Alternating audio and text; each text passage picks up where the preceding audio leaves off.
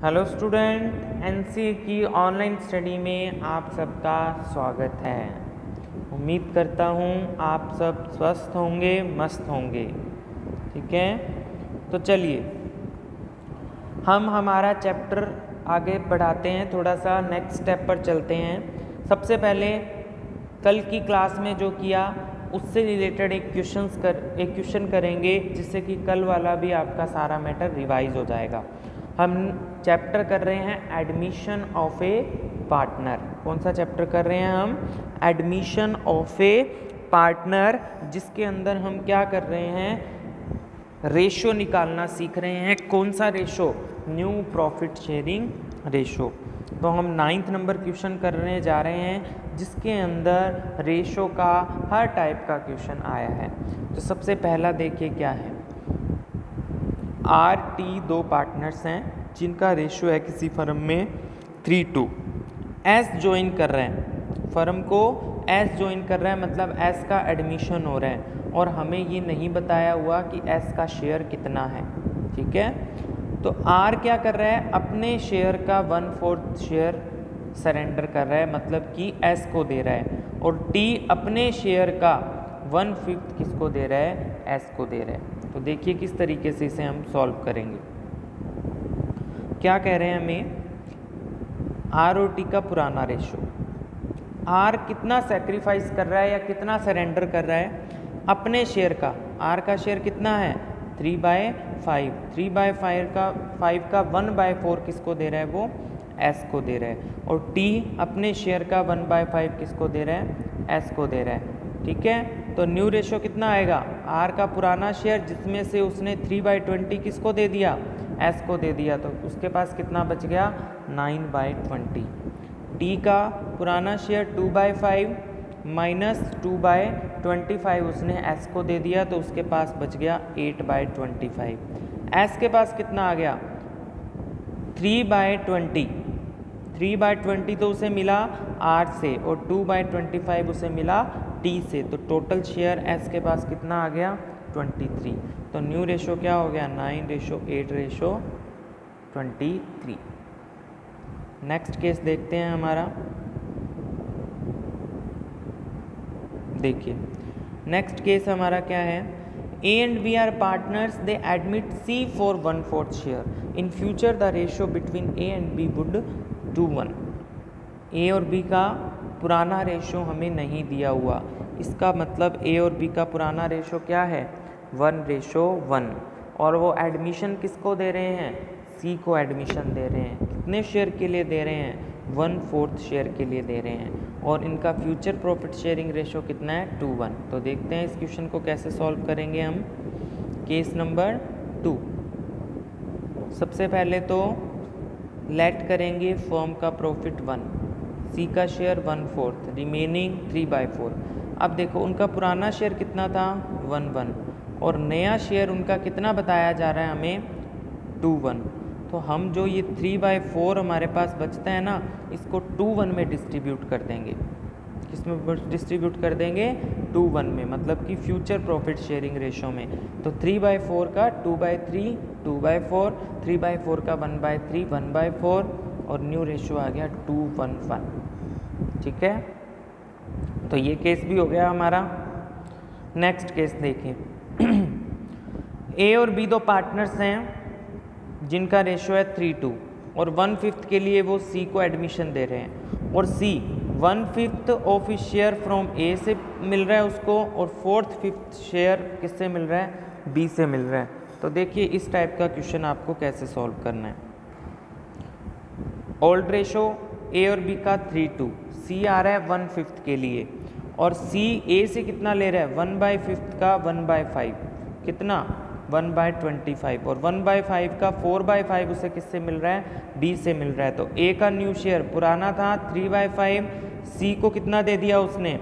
1/25, तो उसके पास कितना बच गया? 14/25। 2/5 B का पुराना था, C को कितना दे दिया? 4/25, तो पीछे कितना बच गया? 6/25। C का शेयर 5/25। ठीक है, उसके बाद XYZ are partners in the ratio of 3:1 W joins the firm as a new partner for 1/6 share in the profit. Z would retain his original share. क्या कह रहा है कि XYZ 3 पार्टनर्स हैं, 3:1 उनका रेशो है। W फर्म को join कर रहा है 1/6 शेयर के लिए और Z would retain is original share, मतलब Z का फ्यूचर प्रॉफिट शेयरिंग रेशो 1 ही रहना चाहिए, चेंज नहीं होना चाहिए। तो आपको मैंने इस टाइप का क्वेश्चन करवाया भी हुआ है पहले, तो देखते हैं वो कैसे करेंगे। सबसे पहले तो इसमें क्या करेंगे, W आया, यहाँ पर कौन आया, W आया, तो सबसे पहले XYZ का 3:1 रेशो है। अब W आ रहा है तो W कितने शेयर के लिए आ रहा है, 1/6 के लिए आ रहा है, जो कि उसे किस किस से मिलेगा, X और Y से मिलेगा, 3/5 और 2/5 में। ठीक है, तो देखिए X का न्यू शेयर कितना आएगा, पुराना कितना था 3/6, 3/30 उसने किसको दे दिया, W को दे दिया, पीछे कितना बच गया 12/30। Y का पुराना शेयर 2/6, जिसमें से 2/30 उसने किसको दे दिया, W को दे दिया, तो पीछे बच गया 8/30। अब देखिए Z का न्यू शेयर किस तरीके से फाइंड करेंगे, तो देखिए बचा हुआ पार्ट किस किस में बंटेगा, 1/1 में, किस में बंटेगा 1/1 में, मतलब कि 5/5 में।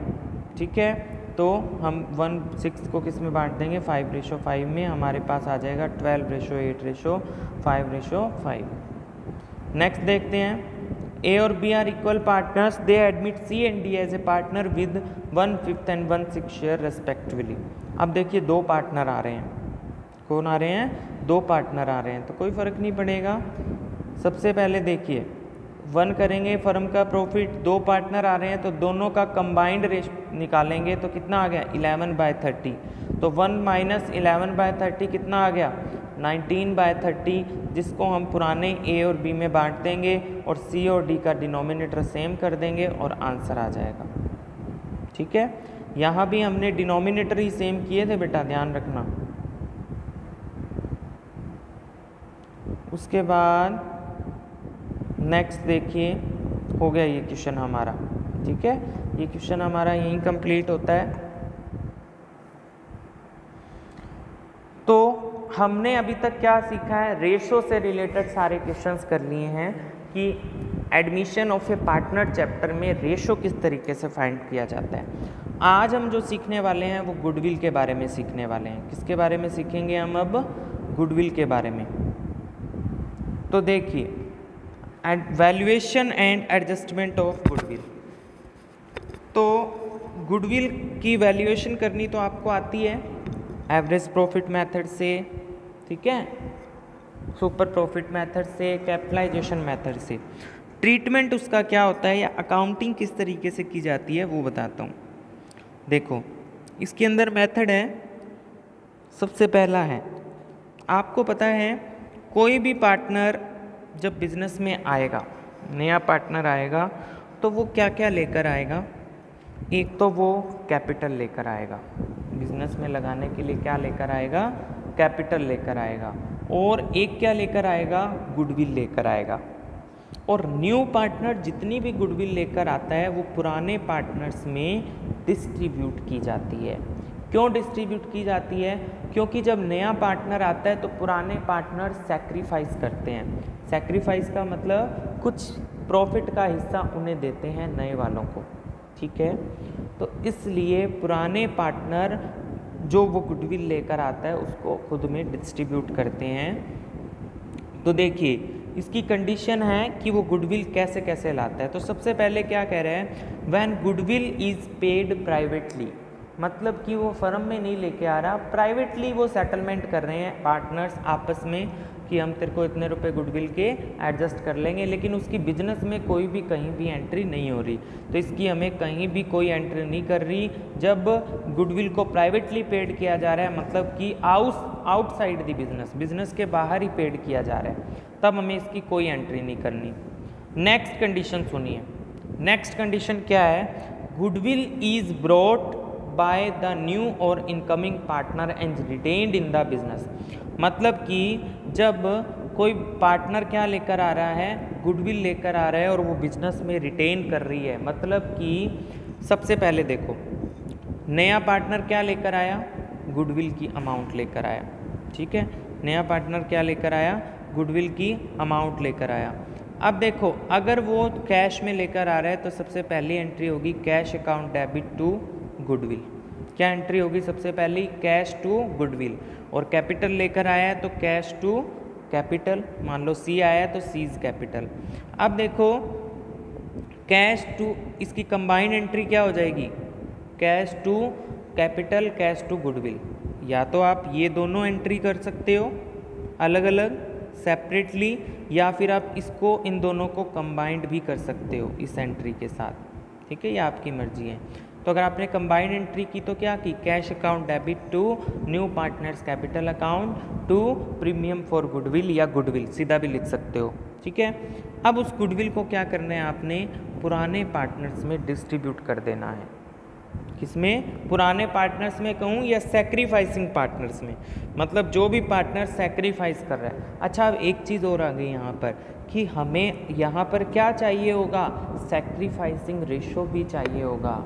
सैक्रिफाइसिंग रेशो आपने लास्ट चैप्टर में भी फाइंड करना सीखा था। क्या फॉर्मूला होता है, old share minus new share. क्या होता है, old share minus new share. तो देखिए, ओल्ड शेयर आपको दिया होता है, न्यू शेयर आपको फाइंड करना आ चुका है। तो जब ओल्ड में से न्यू घटा दोगे तो आपके पास पता लग जाएगा आपको कि कौन सा पार्टनर सैक्रिफाइस कर रहा है। इस चैप्टर में गेन बहुत मुश्किल से करेगा कोई पार्टनर, कोई एक आधा क्वेश्चन एक्सेप्शनल तौर पर आएगा, लेकिन वैसे नए पार्टनर के आने पर पुराने पार्टनर सैक्रिफाइस ही करेंगे। ठीक है, तो देखिए, जो पार्टनर सैक्रिफाइस कर रहे हैं, नया पार्टनर जितनी भी गुडविल लेकर आ रहा है तो उन्हें सैक्रिफाइसिंग पार्टनर्स में डिस्ट्रीब्यूट कर देना है। तो इस सिचुएशन में पहली entry cash to capital to goodwill, और दूसरी goodwill to sacrificing partners capital account. समझ आ गई है? ठीक है, अब देखिए, अगर ये पार्टनर गुडविल को घर नहीं लेके जाते, कौन से पार्टनर, सैक्रिफाइसिंग पार्टनर, तो इस कंडीशन को बोलते हैं कि गुडविल बिजनेस में ही रिटेन्ड है। रिटेन्ड का मतलब बिजनेस में ही है, अभी उसे घर नहीं लेकर गए हैं, जितनी इनके हिस्से में आई है वो गुडविल। तो इस कंडीशन, कौन सी कंडीशन होगी, goodwill is brought in cash, मतलब कि जब वो कैश में लेकर आता है नया partner, and is retained in business, और गुडविल बिजनेस में रिटेन्ड भी रहती है। इसका एक अल्टरनेटिव ऑप्शन भी है, लेकिन वो हम नहीं करेंगे, हम यही ऑप्शन एक ही करेंगे, ज़्यादा कंफ्यूज नहीं होना आपने। अब देखिए सेकंड कंडीशन, कि अगर वो गुडविल बिजनेस में रिटेन ना कर कर घर ले जाते हैं तो एक एंट्री एक्स्ट्रा हो जाएगी। क्या होगी, सबसे पहली एंट्री कैश टू गुडविल, दूसरी goodwill to sacrificing partners capital account, और तीसरी sacrificing partners capital to cash. अब यहाँ पर जितनी सैक्रिफाइसिंग पार्टनर्स के हिस्से में गुडविल आई थी, वो गुडविल बिजनेस में रिटेन्ड नहीं रह रही है, वो अपने घर लेकर जा रहे हैं इस गुडविल को। ठीक है, इसके बाद देखिए, when new partner does not bring his share of goodwill, मतलब कि जब वो कैश में नहीं लाता गुडविल, जब वो कैश में नहीं लाता, तो उस सिचुएशन में हमें क्या एंट्री करनी है बेटा, देखो उस सिचुएशन में एंट्री क्या होगी, new partners capital account debit, अगर फ्लक्चुएटिंग है तो, अगर फिक्स्ड है तो new partner current account debit to sacrificing capital या करंट अकाउंट। मतलब कि फिर हम उसके हिस्से की गुडविल किस में काट लेते हैं, उसकी कैपिटल में से कट कर लेते हैं। तो इस सिचुएशन में कैश टू गुडविल एंट्री नहीं होगी, एक ही एंट्री होगी, क्या बोलेंगे उसे, new partners capital to sacrificing partners capital account. और यही इस चैप्टर की एडजस्टमेंट एंट्री भी है, एडजस्टमेंट एंट्री भी बोलते हैं इसको। क्या है, new partner to sacrificing partners capital account. ठीक है, नेक्स्ट कंडीशन, अब देखिए, जब गुडविल किसी अदर थिंग्स में लाई जाती है, मतलब कि कैश में ना लाकर वो असेट्स के रूप में ले आता है, तो assets account debit to new partners capital to goodwill, और next entry goodwill to sacrificing partners capital account, जो आप करते आ रहे हो वही। ठीक है, इसके साथ साथ देखिए ओल्ड गुडविल, हमें क्वेश्चन में कई बार बैलेंस शीट के अंदर ओल्ड गुडविल भी शो कर रखी होती है, उससे क्या करते हैं, उसके लिए आपको क्वेश्चन में या तो लिखा होगा एग्जिस्टिंग गुडविल या फिर लिखा होगा goodwill appears in the books. ठीक है, तो उसके लिए आपको क्या करना है, नए पार्टनर के आने से पहले उस गुडविल को राइट ऑफ करना है, ख़त्म करना है। तो उसकी एंट्री क्या होगी, old partners capital account debit to goodwill in old ratio. इस बात का ध्यान रखना, ये गुडविल सिर्फ ओल्ड पार्टनर्स में बंटेगी और ओल्ड रेशो में बंटेगी। ठीक है, इस बात का ध्यान रखना। इसका मतलब है कि हमने पुरानी गुडविल को सी के आने से पहले ख़त्म कर दी। ठीक है, अब इसका एक पार्ट और होता है कि पुरानी गुडविल हमें दे रखी है, ठीक है, और हमें उसे ख़त्म भी नहीं करनी है। हमें क्वेश्चन में कह रहा है कि सी के आने के बाद भी इसे कंटिन्यू रखिए, सी के आने के बाद भी इसे कंटिन्यू रखिए। तो आपको इस सिचुएशन में क्या करना है, जो नई गुडविल है ना, नई गुडविल, उसमें से क्या कर दोगे आप, पुरानी गुडविल को लेस कर दोगे और बची हुई अमाउंट से क्या कर दोगे आप, एडजस्टमेंट एंट्री कर दोगे। ठीक है, ये जब आप प्रैक्टिकल क्वेश्चन करोगे तब आपको ज़्यादा समझ आएगा ये पार्ट। ठीक है, तो इस तरीके से आज आपने गुडविल के मेथड्स के बारे में सीखा। कल हम इससे रिलेटेड क्वेश्चंस करेंगे। ठीक है, तो आज की क्लास में इतना ही। गुडविल के सारे मेथड, आप ये सारी एंट्रीज याद करेंगे ताकि कल जब हम क्वेश्चन करें तो आपको पहले से रिमेंबर हो ये थिंग्स। ठीक है, उम्मीद करता हूँ आप सब स्वस्थ होंगे, मस्त होंगे और अच्छे से ऑनलाइन स्टडी कर रहे होंगे। तो छोटे से ब्रेक के बाद मिलते हैं, तब तक के लिए गुड बाय।